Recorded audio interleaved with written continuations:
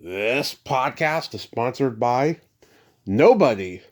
Hey dudes, welcome to Splat from the Past, the only 80s themed horror and sci-fi show where things can get totally radical. Now today I will be welcoming Kyle T. Heffner. He's always been one of those, hey, it's that guy character actors. I mean, everybody knows him as the cook in Flashdance who always tells Polish jokes and tries to do stand-up comedy. But he's also known as the Bizarro George on the classic Seinfeld episode, The Bizarro Jerry. And oh God, he's done so much great work. He was in one of my favorite Gene Wilder movies, The Woman in Red, Young Doctors in Love. He guest starred on a lot of great sitcoms like The Jeffersons and Who's the Boss, and of course the aforementioned Seinfeld. He was in Runaway Train, great canon movie. Angel 3, the final chapter, When Harry Met Sally, one of the greatest rom-coms ever. And it's going to be great to talk to him. He's one of those journeyman character actors I've been wanting to talk to for a long time. And like so many of my guests, he's a graduate of Northwestern University in Chicago. So this is going to be a great conversation. Also, tonight I'll be dropping Ask Tommy number 14, where I'll be answering frequently asked questions from both listeners and guests. And get ready for that one. It's going to be a toe curler of epic proportions as we kick off the first week of spring April and we usher into Easter Sunday. So, yeah, here is my interview with Kyle T. Heffner.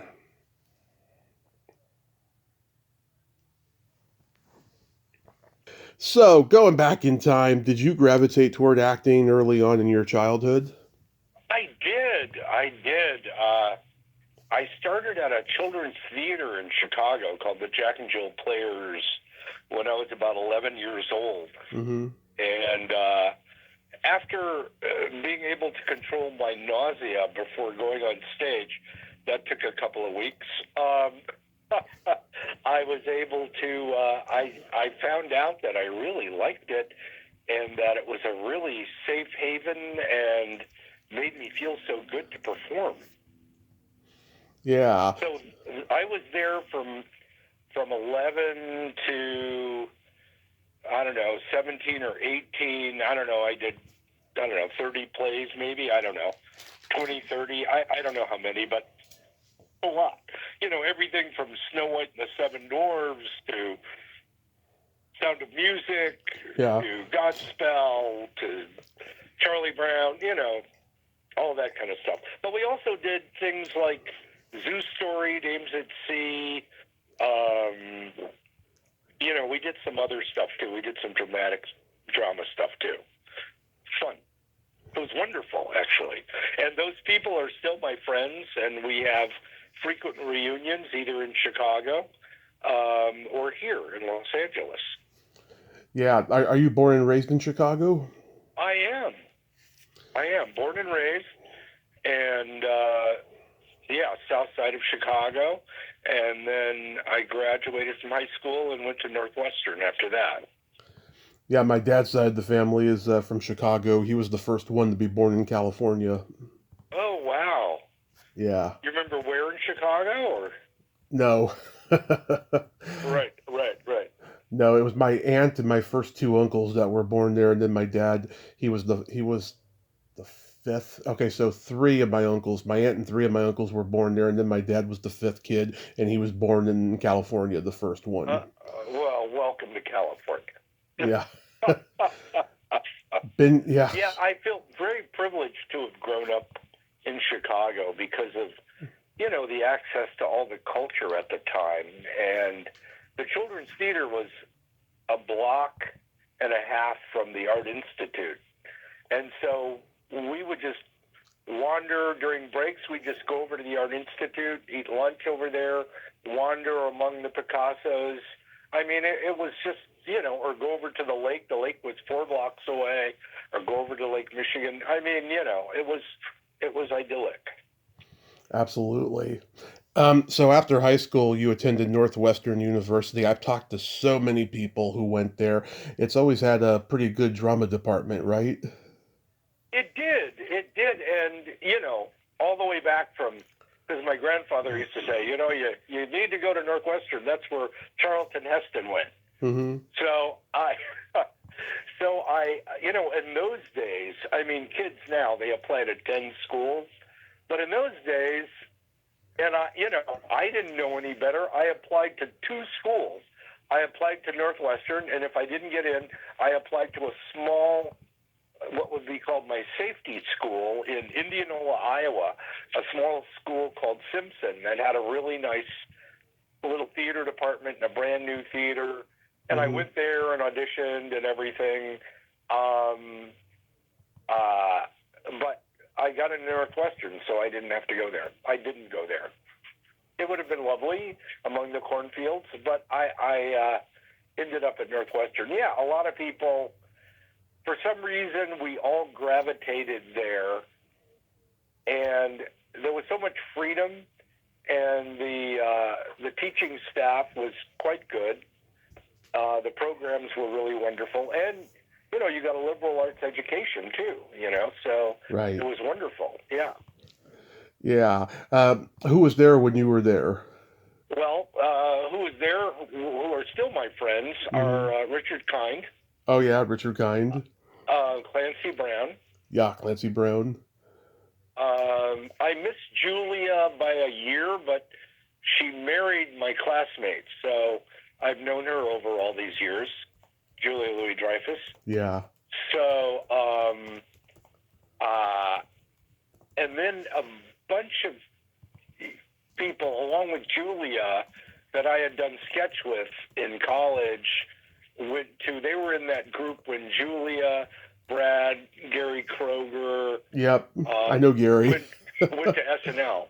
Yep, Gary, I've talked to him. Was Pamela Dillman there? I did not know Pamela Dillman, no.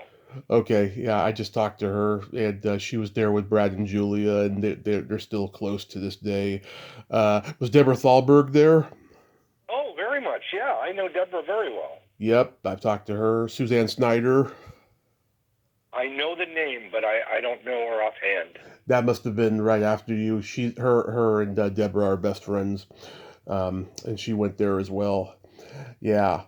Did you do any theater while you were there that you're extremely proud of? Well, what I did was I got there, and during freshman week, there's a sketch show there called The Meow Show.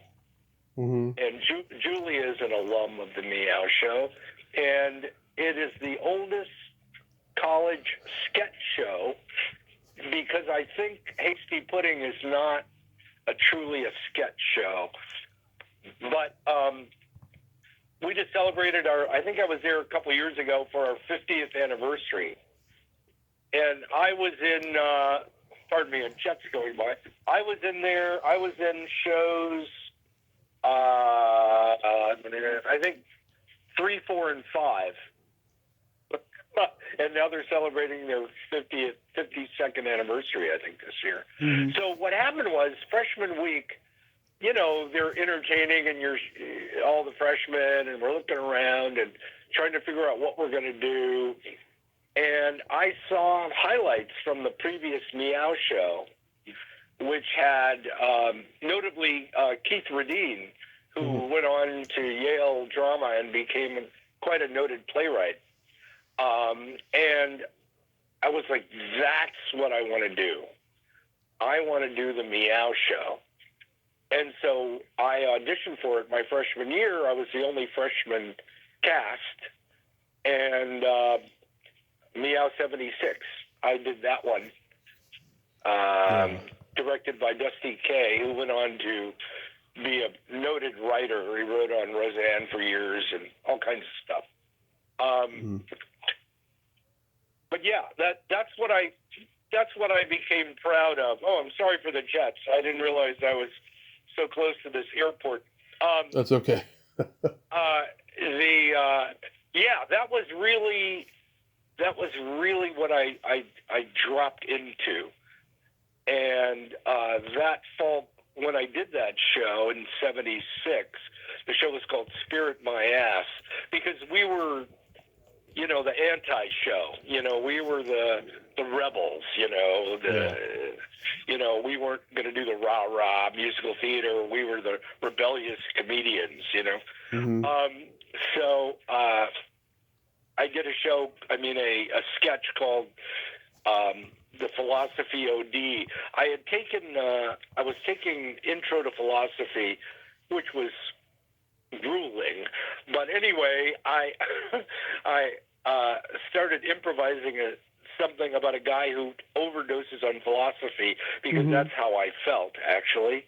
And that sketch became quite a hit and is humbly, I'd say, considered iconic in the Meow, world of sketches.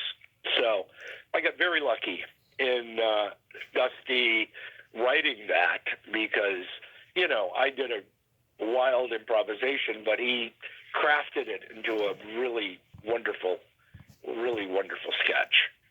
So you guys were doing like improv theater. Well, we developed the show through improv, Mm-hmm. and then it was scripted. Okay. That year, it was all scripted. We didn't do any true improvisation. But we would, improvise. There was a tape recorder running. And somehow, through that mess of improvs, Dusty and whoever he had writing with him, maybe the producer, Bill Nuss, who went on to create 21 Jump Street for television, Mm-hmm. and Pacific Blue, crafted sketches for us. Mm-hmm. That's so cool. So how does moving to LA come about and getting cast in Young Doctors in Love? Well, it was my senior year. Gary Marshall, who's a noted Northwestern alum. Yep. And at that time, 1979, he had fought like 5 shows on the air. Mm-hmm. Happy Days of Vernon Shirley, Mork and Mindy, and 2 others, and then The Odd Couple. He was Mr. Paramount Television. And he came back that year to do some seminars and stuff like that. And my senior year, I had opted out of Meow, and I had done a teleplay for our TV studio, directed by one of my television professors, and I had done the lead in that. And I knew Gary was on campus, and we did a sketch show for him. We Mm-hmm. put together a highlight show, and because we're all ambitious, right? Right. So we put together, and he's Mr. Comedy, so we put together a sketch show just for Gary, and we did that. And then I ran in the student union. I ran into my professor who had directed the teleplay that I'd performed, and he said, Gary's been asking about you, and they're gonna interview him at the TV station. Why don't you drop by there tonight? So I go by there and to say hi to Gary. I don't know what this is about. So I go over there, and he's encircled by students waving scripts, and and I was like, wow, that looks like a long line. So I went outside, and I was talking to some friends on the stairs, and all of a sudden I get this tap on the shoulder, and I turn around, and it's Gary Marshall. He goes, hello, Kyle, Gary Marshall, nice to see you. Listen, I've seen things, funny. Now, listen, if you ever move to Los Angeles, come by, give me a call, we'll sit, we'll talk, we'll do. So my plan A was to get into Second City because I'd been training with Del Close for that year. Uh-huh. And so I thought I'll go to Second City for a year, and at the end I'll audition for Second City, and I'll be a working actor as soon as I graduate. Well, that didn't happen. I did not get cast. So my plan B was to move to Los Angeles. And now with Gary, and I'd already planned to move there in the fall after I'd worked, 5 jobs in the summer to Mm-hmm. save up enough money to move out there. And I said, well, Gary, I'm moving there in the fall. He said, well, call, we'll sit, we'll talk, we'll do. So I move out to Los Angeles that September, and I call and I finally get an audience, and I had heard or read in TV Guide or something that he liked milkshakes. So I went to a diner or something, and I got 2 milkshakes. I didn't know what he liked. I got a chocolate and a vanilla. Mm-hmm. So I go in there with a little bag with my little milkshakes, and I go into his gigantic office, and he goes, "What's in the bag?" I said, "I heard you like milkshakes. You want a chocolate or a vanilla?" "I'll have the chocolate." So we sat there for about an hour and talked, and we sipped our milkshakes, and he said, "Listen, this is what we're going to do. You call my office at Paramount anytime. Come, talk. You can sit there even if I'm not there. Go and hang out, walk around the lot. If you want to see any shows, you call my office, and we will have a seat taped off for you for Mork and Mindy, Happy Days, Laverne and Shirley, any show you want to see. And we'll do that." And I did that. And I went to see all of his shows numerous times. And he set me up with the casting person for his TV shows, and none of those panned out. Mm-hmm. But it was, and I was working odd jobs and parking cars and working as an assistant for a music manager, doing all kinds of things. And then 2 years in of me being in Los Angeles, another friend of mine from college was working for Gary, and she said, "Kyle, listen, Gary's casting this movie, Young Doctor. It's going to have a lot of people in it. Make sure I have your picture and resume so I can give it to Gary and remind him about you." Mm-hmm. And so I did. And I went in and auditioned. Lynn Stallmaster was the casting. There were like 20 people in the casting session, and 20 people sitting there watching. And I got 6 weeks of work. Wow. That's so cool. That's not a story you hear nowadays. Back then, it was pretty common. Like, it was such a small world. Everybody kind of met and knew each other, and everybody had kind of a communal thing going on that just doesn't exist anymore. No, I don't think so. It's so different and spread out, and with self tapes, and casting people are looking at 500 tapes, 200 tapes, 100 tapes, and I still think there are networks, and people still do hire people they know and stuff like that, in all departments actually, but then, and because I had gone to Northwestern, and I had Gary. And, the producer was Jerry Bruckheimer. Yeah. Young Doctors in Love. So I immediately started working with 2 of the top dogs, in the industry.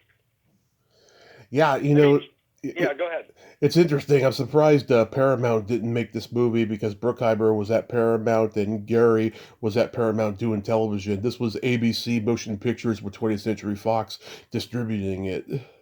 Yes, I think it was ABC Circle's first film, I think. Yeah, Gary's early. first film. Yeah. I think Jerry had done Cat People before this one.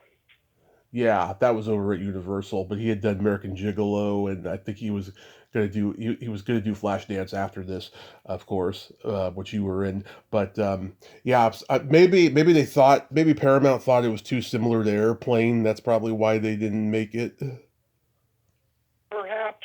Perhaps, I never thought about that, but you would think that, once Airplane hit, there were, tons of wannabe airplanes, mm-hmm. and, this one, and Gary filled it with, the stunt was all the soap opera people that were in it.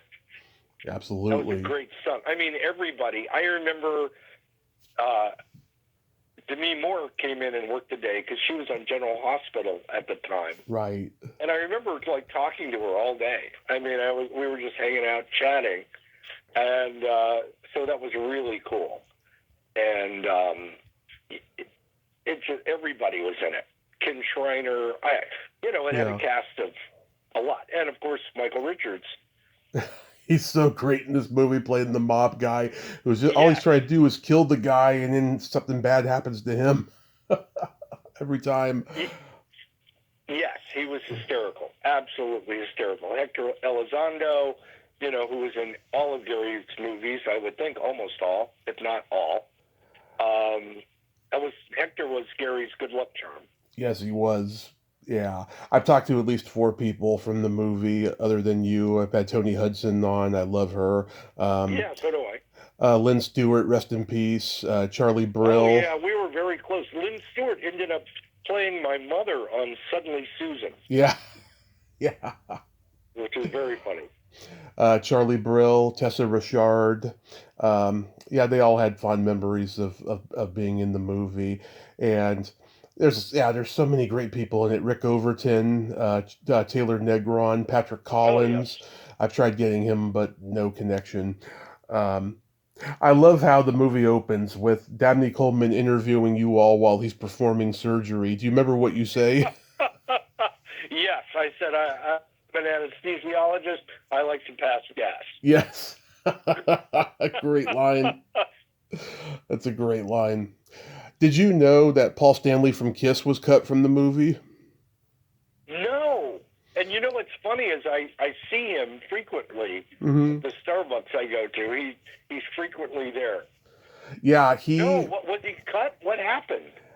I guess the scene did not work. So I mean, based on the description, I thought maybe it was a hilarious scene. He shows up to the ER in his Kiss makeup and costume, and he's got a microphone stuck in his mouth.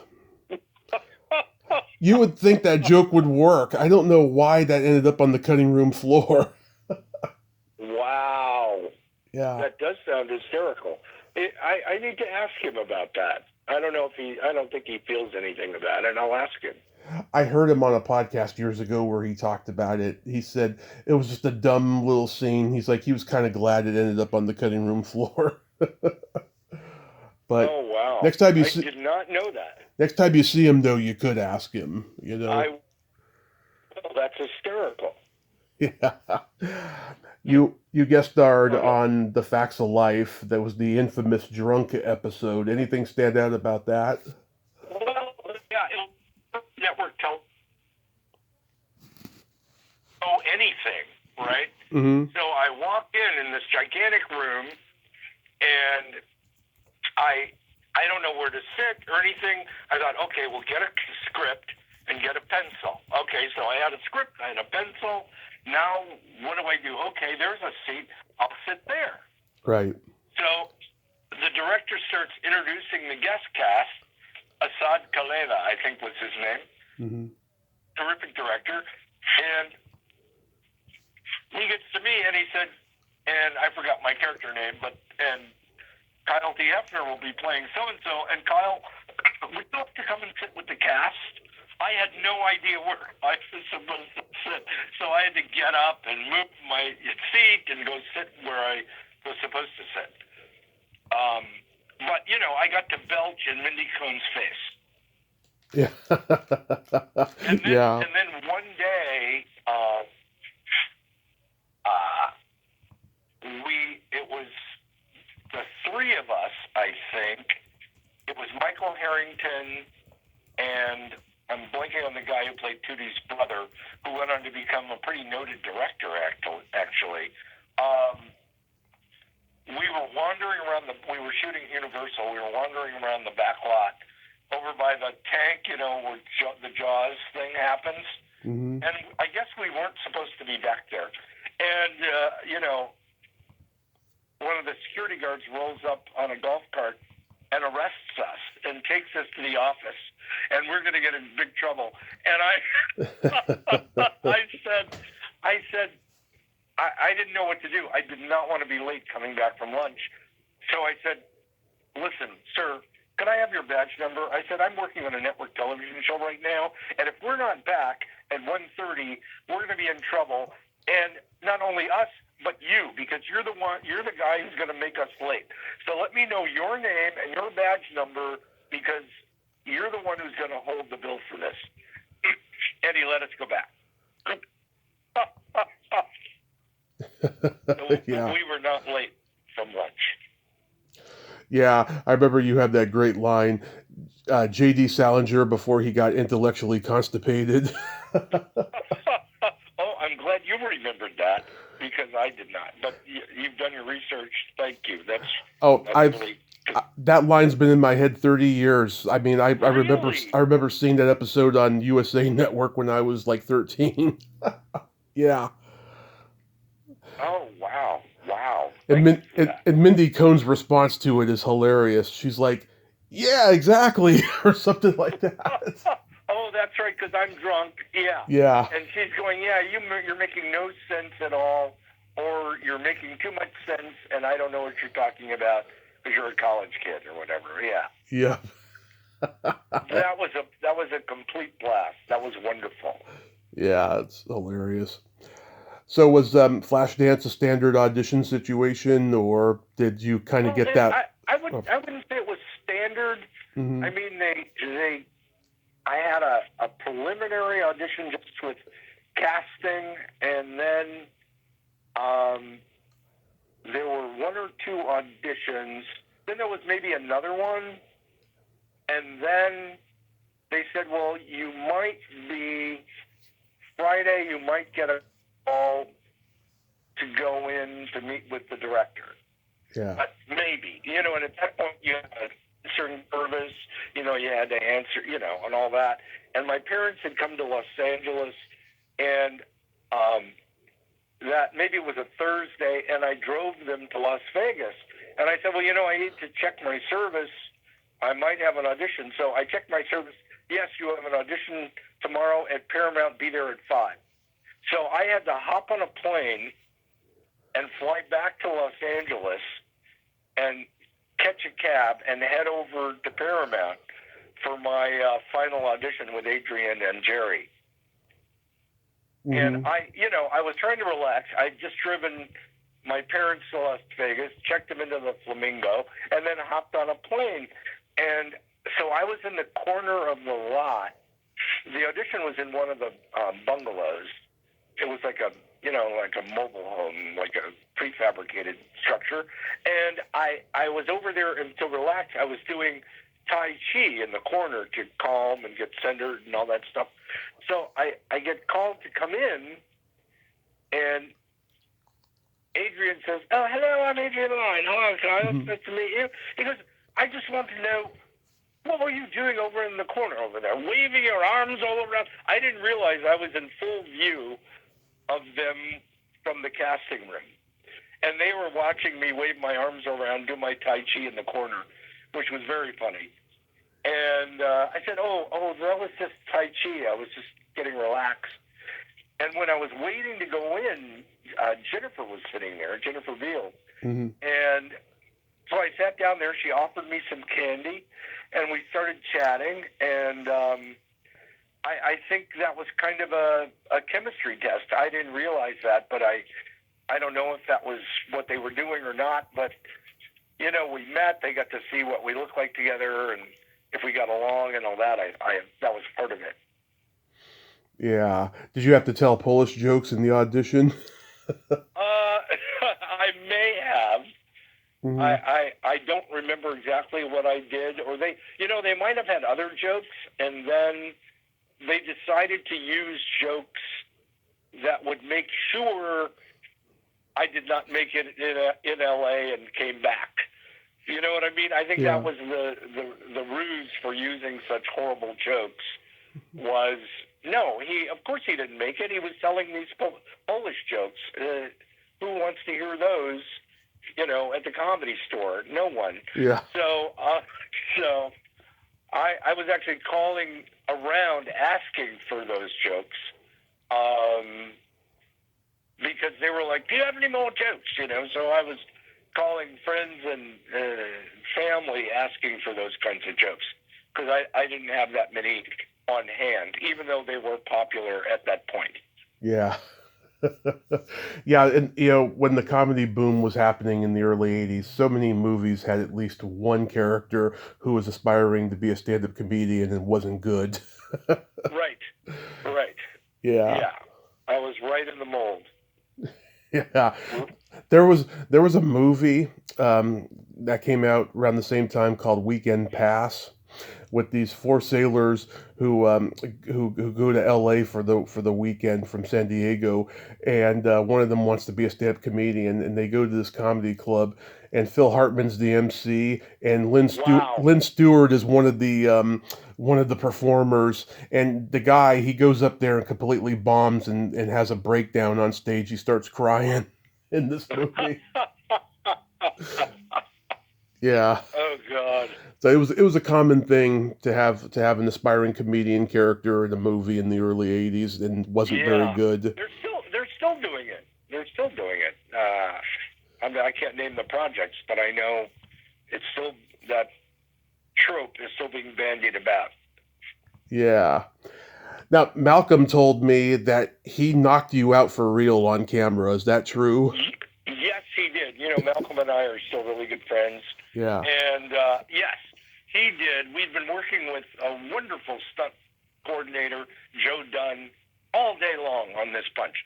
You know, you can be as far as 3 feet away. You know, where the cameras is, as long as Kyle sells it, it won't matter. But, you know, it was like 11:30 at night, and we're doing the thing, and, you know, I guess we got excited. Maybe I didn't lean back far enough.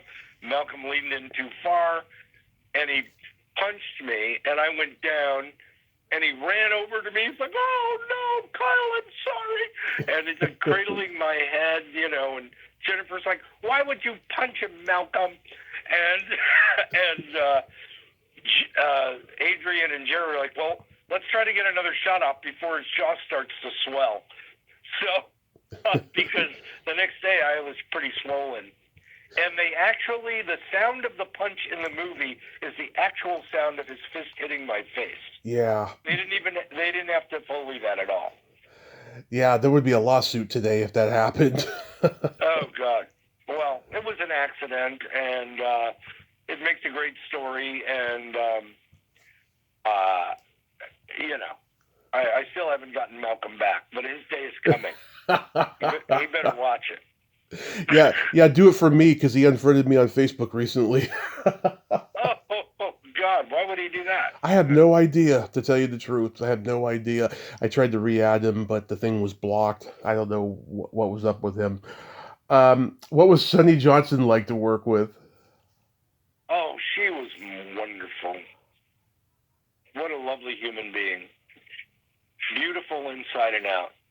Lovely to work with. Absolutely lovely.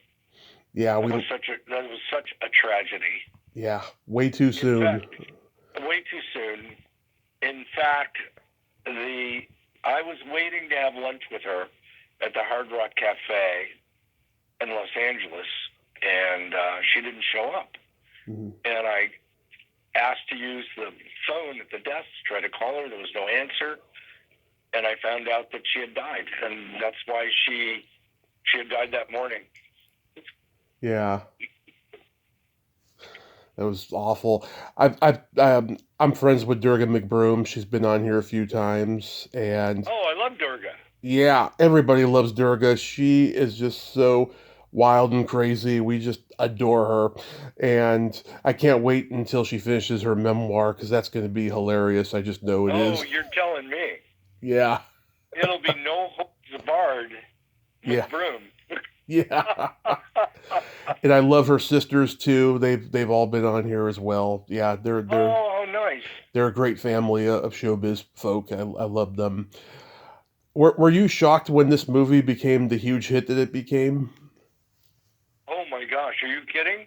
Mm-hmm. I was stunned. I remember we had gone to see my girlfriend at the time, who was now my wife, but we had gone to see some other movie, and the trailer for Flashdance came on.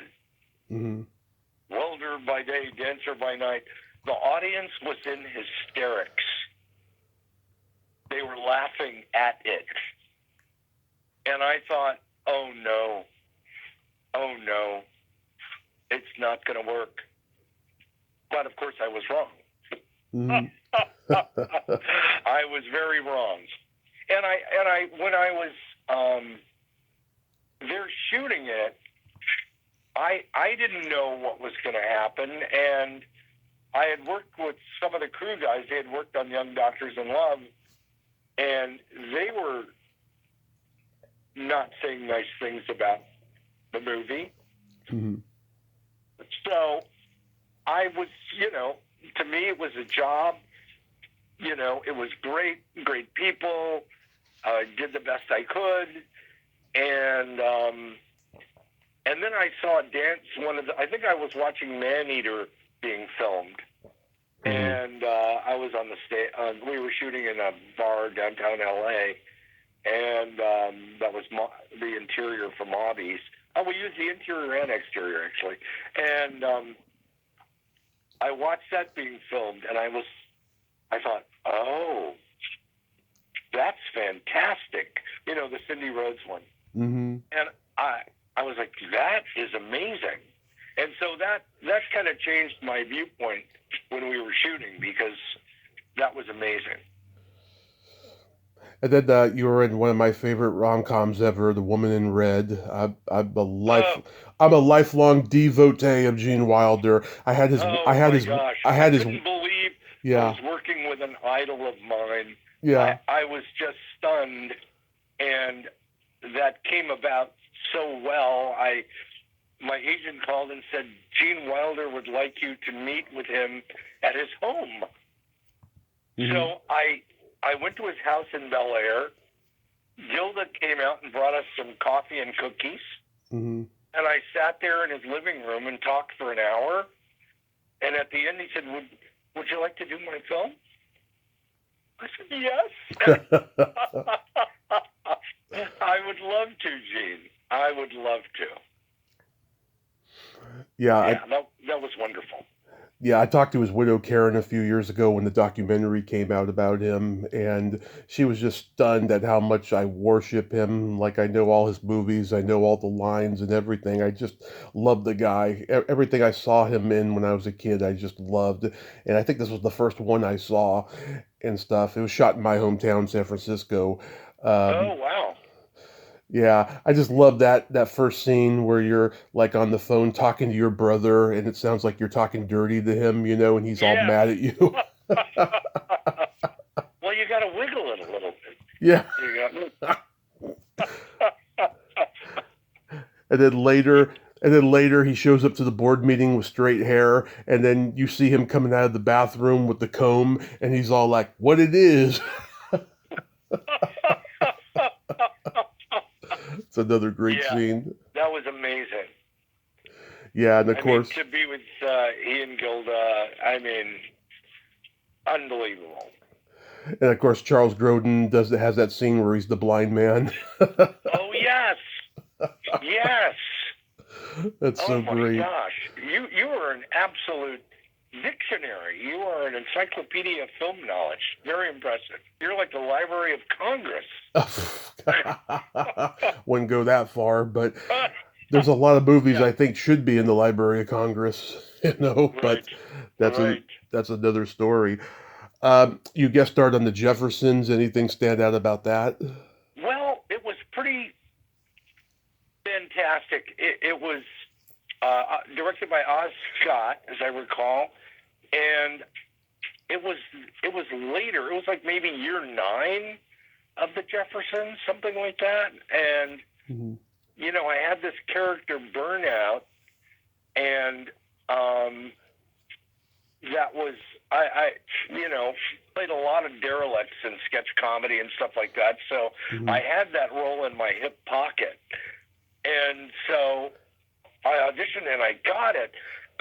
And years prior, I had gone to see the tour of Pearly, and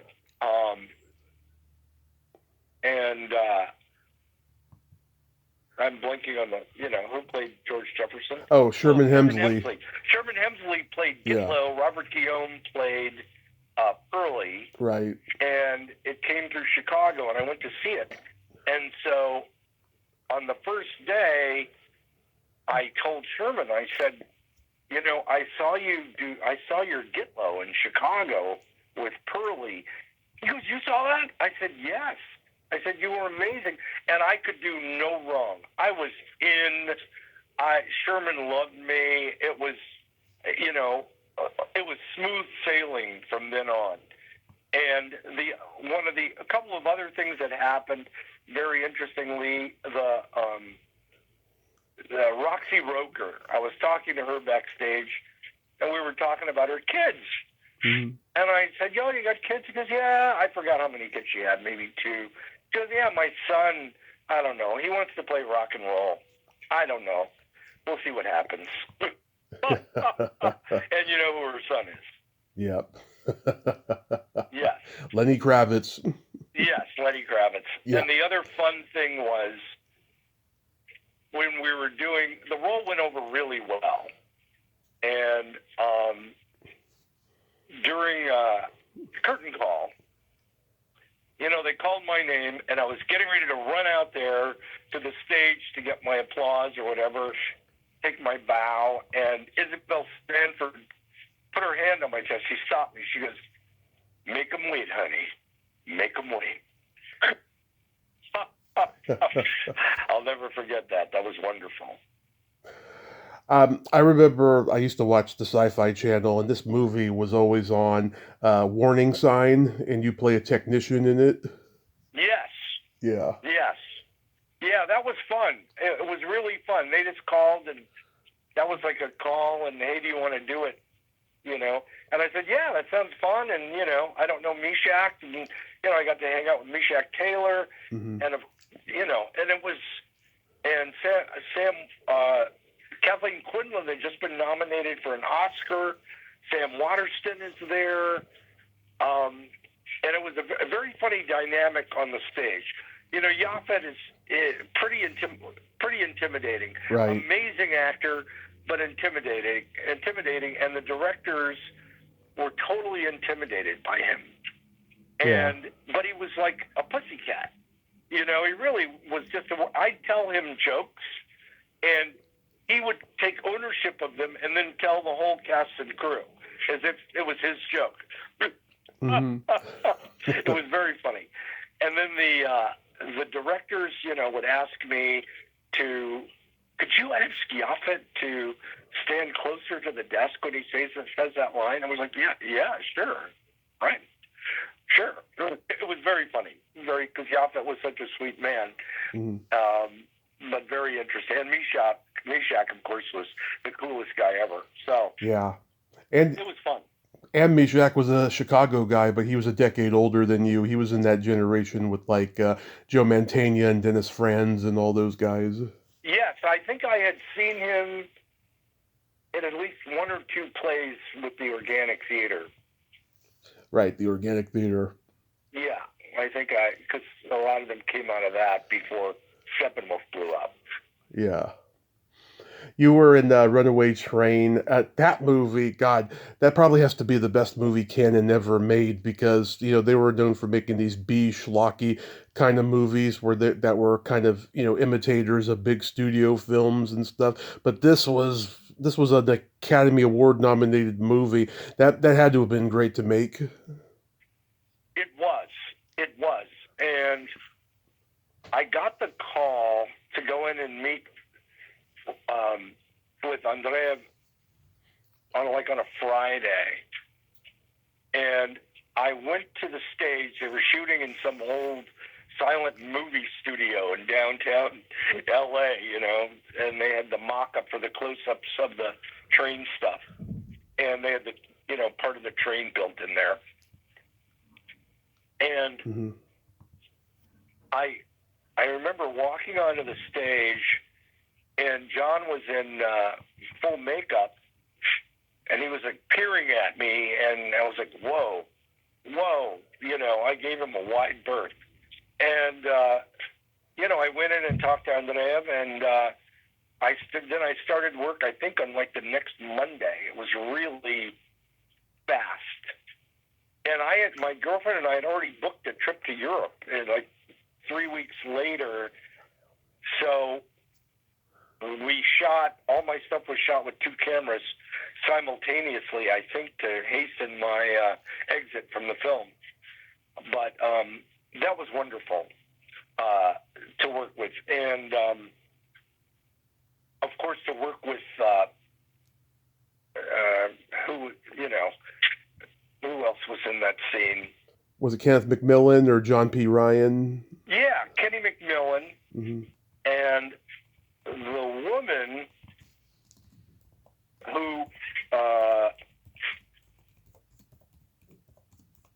was also in Flashdance. Oh, Stacy Pickering. Yeah, Stacy Yeah. was supposedly, my girlfriend, kind of, in that film. Yeah. And, but, yeah, it was just really fun watching Kenny, and then interestingly, when we shot the head in the toilet scene, they said, Kyle, this is apple juice in the water. We've cleaned this toilet bowl. It's immaculate. And there's water in it, and we're putting a little apple juice in there to give it a little urine color. Yeah.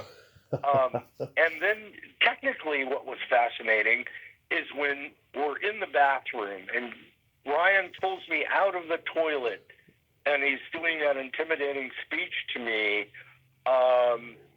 they reflected a flame from a butane torch in his eyes. Everything was practical then, right? So you probably couldn't see it maybe if you had a Blu-ray or something, but they did that, and so there's a very tiny reflection of a flame in his eyes. It's a little piece of trivia that I think is interesting. Mm-hmm. And I've met and interviewed Eric. He's an interesting guy. Oh my God, Eric is amazing. Yeah, they gave amazing, wonderful performances. Yeah, him and Voight. I think about that line, human, all the time. Yeah. Because it's so right and so true, and I say that when people talk about things that people do, and I said they're human. It's human, human. That's my common refrain. I'm a big fan of Angel 3. Anything stand out about that? Oh my God, are you kidding? That's crazy. Yeah, I like all of them. Played Tom Santangelo. I don't know how I remember that, but yeah, that was fun. That was really gig, and the woman who played Angel was lovely and wonderful. Mitzi Capture, yeah. Yes, that was a fun gig. Yeah, Tom DeSimone directed, and his brother Bob. That's right. Yeah, I've talked to them both. And what's his name? Mark Blinkfield was in that. He was a funny guy. Yes. Yeah. I've been incredibly lucky over all these years. Wonderfully lucky. And there was a show that was never. I'm trying to think. It was. I can't remember the name of it, but I had a scene with Jennifer Garner, and she was. It's on my Instagram somewhere, but she. This was, I don't know, early on, very early in her career. Mm-hmm. And I remember telling her, you're going to have a wonderful career. And, I was right. Every now and then you get one right. It's funny. I saw Jennifer Beals in that movie, My Bodyguard. And yes. It's funny. Even when she's playing a nerdy, plain-looking girl, she looks gorgeous. She is gorgeous. And, she's incredibly bright. Mm-hmm. And, she went to Yale, I think. She finished up at Yale. And she's a wonderfully bright, literate. Mm-hmm. She loves the romantic poets. I mean, she has a wealth of knowledge about a gazillion topics. Yeah. She could kill on Jeopardy. Yeah.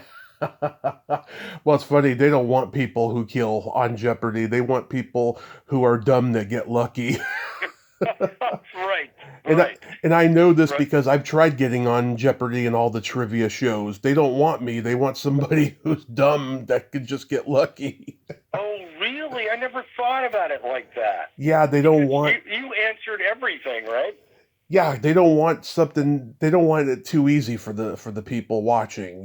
They just want someone who's pretty stellar, but not completely stellar. It's a weird thing that they have. You know. Um, Wow.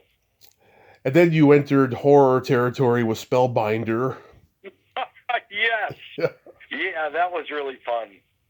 Yeah. That was really fun, and got to work with Tim Daly, and who's a wonderful man, Mhm. and of course Kelly Preston. Kelly Preston. Yeah, another just great fun gig. Yeah. The director was super nice. Audition process was easy. Job was easy. Yeah, I mean, yeah, it was just, another great gig. Yeah, it's a very underrated one. I remember seeing it a long time ago, and I thought it was pretty cool. Yeah, great love scene, right? Yeah, pretty Yeah. pretty good love scene. Yeah, Kelly Preston, she was gorgeous. Oh, yes. And lovely inside as out. Yeah. Wonderful, wonderful woman. When Harry Met Sally, of course, has gone on to become one of the great rom-coms ever. Yeah. Have I been lucky or what? You're making me feel so lucky by talking to you. Thank you for that. My pleasure. Yes, that was great. I was basically there to establish, as one of, with Lisa Jane Persky as one of the married friends. Love her. I love her. And when I went in and read with Rob right away, first, there was no preliminary, and I read some other characters' lines, and then at the end he goes, "Do you want to do it?" I was like, "Yeah, let's do it." And it was so great, and to, hang around with everybody there. It was just super fun to have, and then we shot in New York, in Manhattan, for at least a week. So walking down I remember we went to a restaurant in Little Italy, and we weren't far. The set where we were working wasn't far. And we were walking down the street, and I'm walking with Billy, and there's like a homeless guy, yelling at Billy, "You look marvelous! You look marvelous!" Yeah.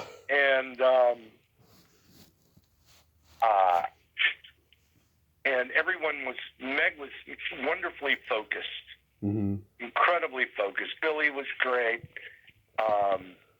And I'm trying to think. Give me some more cast members. Carrie Fisher. Carrie was great. Just so great, so bright. And I remember I asked her what she was writing, and I think she was writing postcards from the Edge, I think, at the time. Right. And she told me a little bit about that. And she and I we were in Manhattan, and we were taking the car back to the hotel, and she and I were sharing the car, and we pulled up to a stoplight, and her mother's autobiography had just come out. And we pulled up to a stoplight, and we looked to the right, and there was a bookstore, and the entire window was her mother's autobiography. And she looked over, and she went, "Oh, look, there's Mother." Yeah. Did you work with Bruno Kirby? Bruno and I became friends, and another marvelous guy. Yeah. Just really terrific dude. Yeah. And I would run into him around town after that. And again, we didn't know. Again, it was another thing of who knows? Because I remember at the table read, we did a table read before we started shooting, and I wouldn't say it was a laugh a minute at that time. Yeah. It was not. And but they went in, and Rob and Billy and the writer, Nora Ephron. Yeah, Nora. They jumped back into that script and punched it up and made it what it became. And of course, the performances were just. I remember, because I was sitting there during the baby fish mouth scene and watching Meg. She was so subtle, so wonderful, and the set itself, because Rob was such a calm. He knew exactly what he was doing. Such a calm, measured director. Because I remember during that scene, they had to change lenses or change. At that time, you had to change the film, right? Put a new can in, and Rob and Billy were sitting on the couch talking about pie, and I think they were saying, I'm not ready to. When Harry Met Sally hadn't even come out yet, right? We were still shooting, and they're like, "No, I'm not ready to sit around and eat pie. Are you? No, I don't want to sit around and eat pie. But if I did, it would be apple pie." And there's like 10 minutes they're talking about whether they're ready to sit down and eat pie, and if they did have to eat pie, what kind of pie it would be. And then finally, the first came over and said, "We're ready." And Rob goes, "Okay, let's try another one." Yeah. So easy. When you know what you're doing. So easy. Absolutely. You're in one of my favorite episodes of Who's the Boss, the fire department episode. And Tony Danza is hilarious. He's just so goofy. He's acting like a kid because he's always wanted to be a fireman. And it's so funny how he annoys all you guys in that episode. Oh God, yeah. That was fun.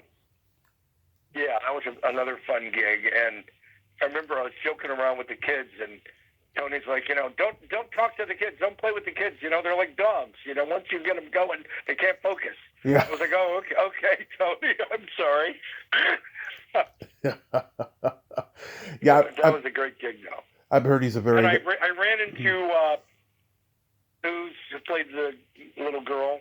Oh, Alyssa Milano. Yeah, I ran into Alyssa at the Matrix 2 premiere, I think, and I reminded her about that, and she goes, "Yeah, that sounds like Tony," and she'd become a wonderful woman, Yeah. Great. I've heard Tony's a very nice guy, but yeah, he wants everyone to be focused on set, Yeah, he was. He's a pro, Yeah. and that show was on his back, and he wanted it perfect, and he made sure it was. Yeah, and Very talented man. It's a very funny episode, and he saves the old lady at the end. Yes. Yeah.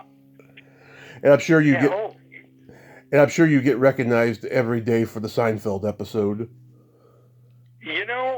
I don't know. I mean, I wouldn't say people are coming up to me. Mm-hmm. People look at me strangely, going, "Did I go to high school with him?" Or why does he look familiar? Yes, that was another great gig.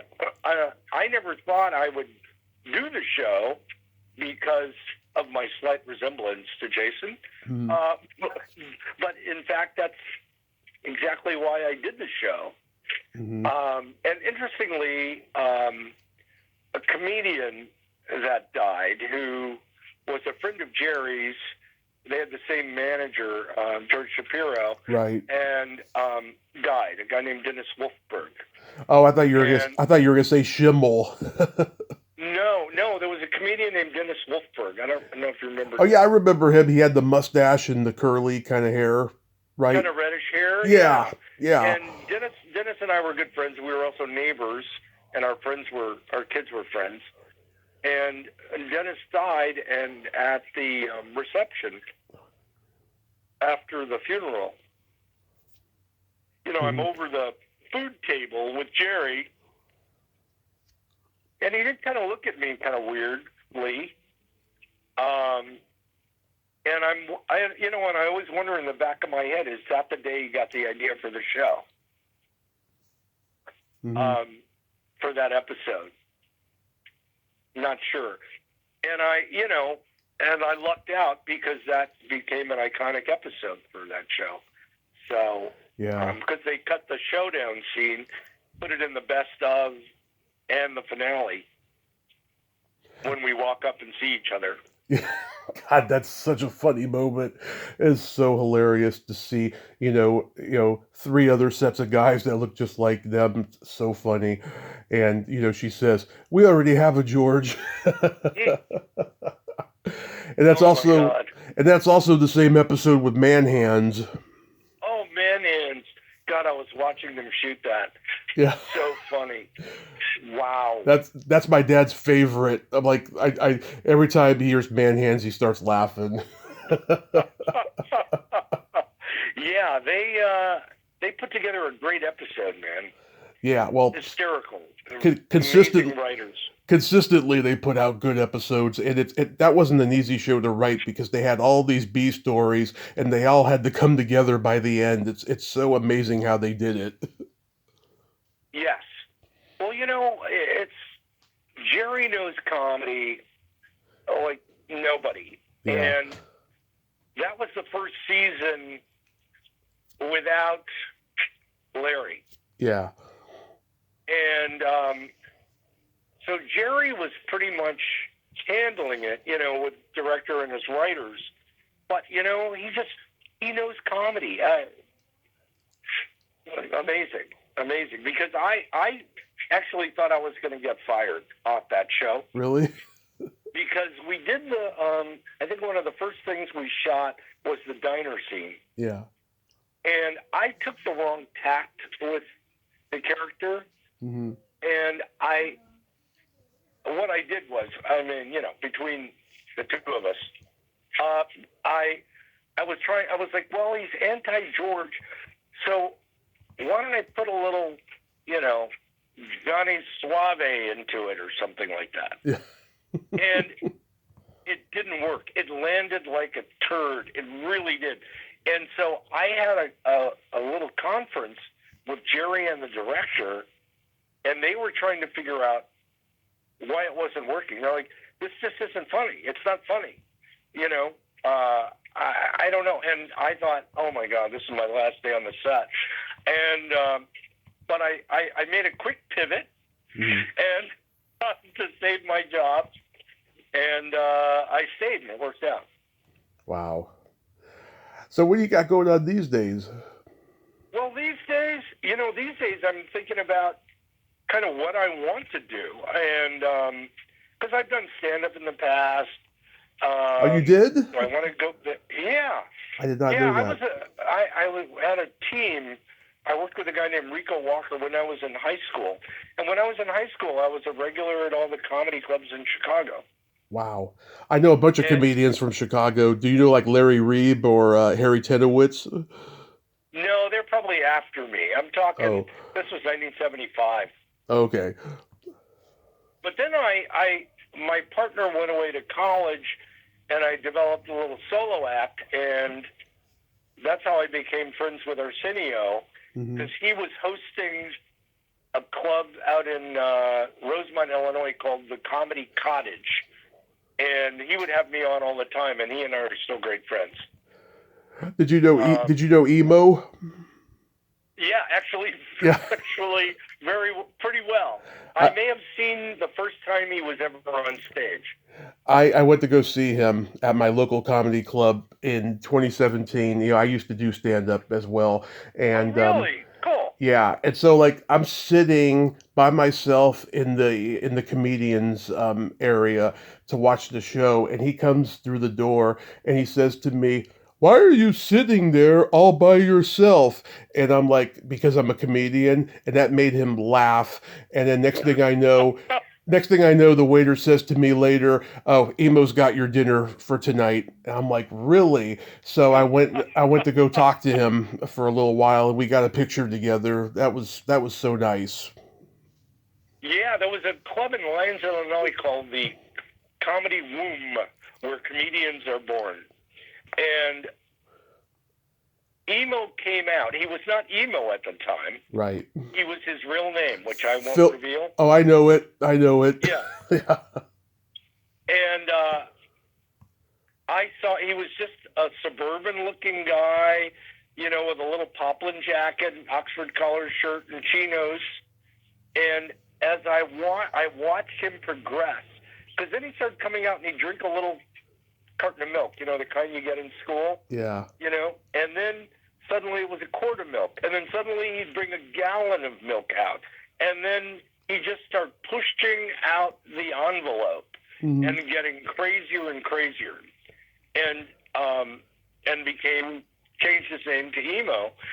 And several years ago, I was in Las Vegas staying at the Rio, and there was a Star Trek convention, and I was heading up in the elevator, and Emo comes out, and I called him by his real name, and he goes, "Oh, I'm Emo." And I'm going to go, "Yes, I'm sorry, Emo. Yes, you're right. That was a long time ago." I said, "Yes, it was. I'm sorry. How are you? It's good to see you." He goes, "Could you do me a favor?" I said, What exactly, Emo? "Could you give me a ride to Caesar's Palace?" I said, I can't. I've had a couple of drinks. I can't do that. But Yeah. It turned out he was there for the convention. Yeah. The Star Trek convention. I said, "Are you in the convention?" "No, I'm just a fan." Yeah. So, I love it. That is hilarious. So, are you trying to get back into stand-up now? I'm just not sure what to do. I've been enjoying being a grandfather, Mm-hmm. and and I'm auditioning Yeah. and for things. And the last thing I did was a few episodes of that Perry Mason show with Mm-hmm. Matthew Reese that was on HBO. And so I'm just kind of trying to decide what I think would be fun. And I feel very fortunate to be in this position.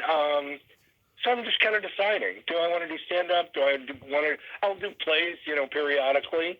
If a play pops up, or I'll go do stand-up, or something like that. Or a job will drop in my lap, and I'll be off and running. Yeah. And your health's good and all? Interesting transition, to being older, and transitioning into that and finding out where my niche is. And your health's good and all? Oh, yeah. I'm so lucky. Yeah, I play tennis 3 days a week, and I pretty much work out every day and all that. I feel terrific, yeah. Oh, you are totally blessed, Kyle, and I thank you so much for coming on today. This has been a tremendous honor. Well, thank you. It's been an honor to speak with you. And your encyclopedic knowledge of film and television is extraordinary, I have to say. Thank I'm you. going to call you if I have any questions. Okay, just make sure it's the cell phone number. I will.